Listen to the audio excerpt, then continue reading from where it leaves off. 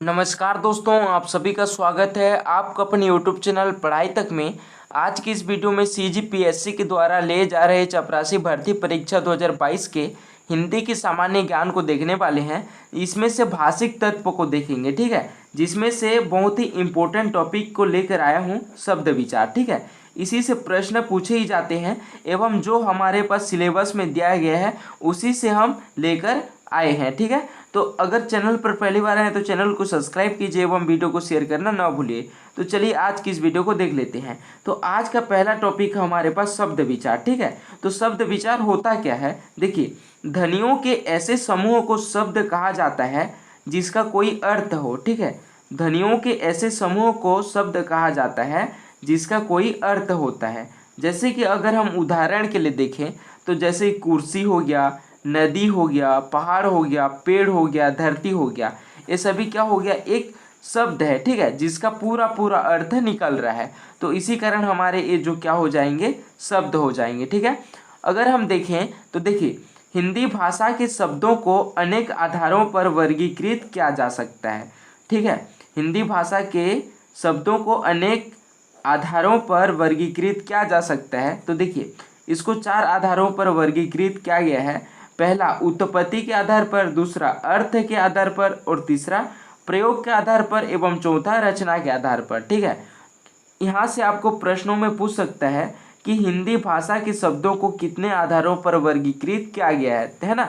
तो इसका सही आंसर हो जाता है 4, ठीक है। आपको ये ऑप्शन भी दे सकता है, आपको ये पूछ सकता है कि इनमें से कौन सा शब्द हिंदी भाषा के अंतर्गत वर्गीकृत नहीं किया गया है, ठीक है। तो इन चारों ऑप्शनों में से कोई भी दे सकता है, ठीक है। तो इसको आपको अच्छे से पता रहना चाहिए कि इसमें से पूछा क्या जा रहा है, ठीक है।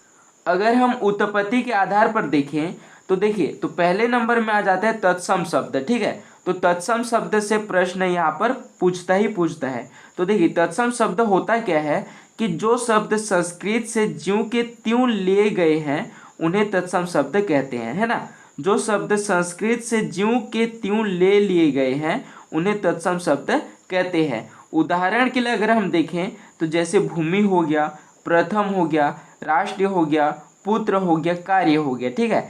ये हमारा क्या कहलाता है, तत्सम शब्द कहलाता है, ठीक है। जैसे भूमि हो गया, ठीक है। अगर ये एक संस्कृत वाक्य है, अगर हम इसमें देखें तो ये एक संस्कृत शब्द है। अगर इसको भूमि का मतलब क्या होता है, जमीन होता है, ठीक है।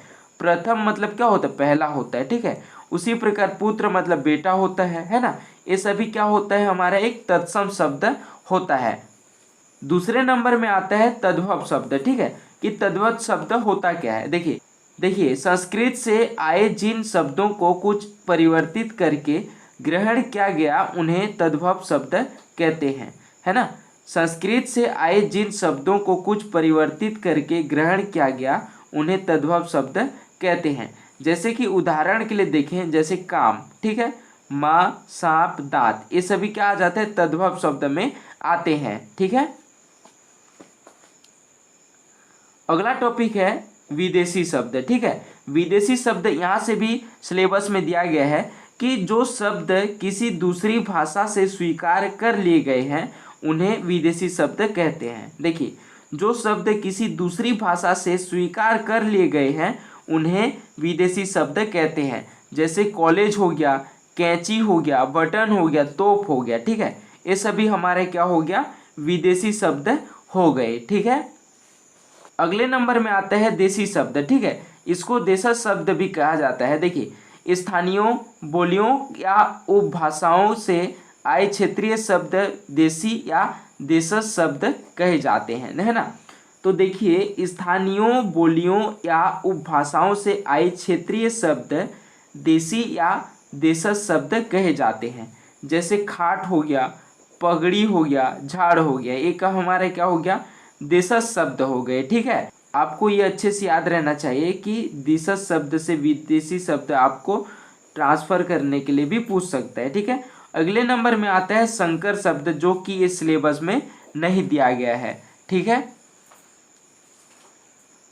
अगर हम अर्थ के आधार पर देखें तो अर्थ के आधार पर आता है जैसे कि एकार्थी शब्द, अनेकार्थी शब्द, ठीक है। इसको हम क्यों नहीं ले रहे हैं, क्योंकि ये हमारे सिलेबस में नहीं दिया गया है, ठीक है। एकार्थी शब्द नहीं दिया गया है, एवं अनेकार्थी शब्द हमारे सिलेबस में नहीं दिया है। देखिए जो जो हमारे सिलेबस में दिया है को ही हम पढ़ने वाले हैं, ठीक है। तो देखिए अगले नंबर में आ जाता है पर्यायवाची शब्द। पर्यायवाची शब्द होता क्या है कि जिन शब्दों के अर्थ समान हो, ठीक है, जिन शब्दों के अर्थ समान हो वे पर्यायवाची शब्द कहलाते हैं। उदाहरण के लिए अगर हम देखें जैसे आग हो गया, ठीक है, आग को हम क्या बोल सकते हैं, अग्नि बोल सकते हैं, पावक बोल सकते हैं, अनल बोल सकते हैं, ठीक है। उसी प्रकार आकाश हो गया, आकाश को हम क्या बोल सकते हैं, गगन, अंबर, व्योम, ठीक है। ये हमारा क्या हो गया है, पर्यायवाची शब्द हो गया। अगले नंबर में आते हैं विपरीतार्थी शब्द, ठीक है, या फिर इसको विलोम शब्द भी कहते हैं। तो देखिए शब्द के विपरीत अर्थ रखने वाले शब्द विलोम या विपरीतार्थी शब्द कहलाते हैं, ठीक है। अगर हम उदाहरण के लिए देखें जैसे चेतन हो गया, ठीक है, चेतन का क्या हो जाता है, जड़ हो जाता है, ठीक है।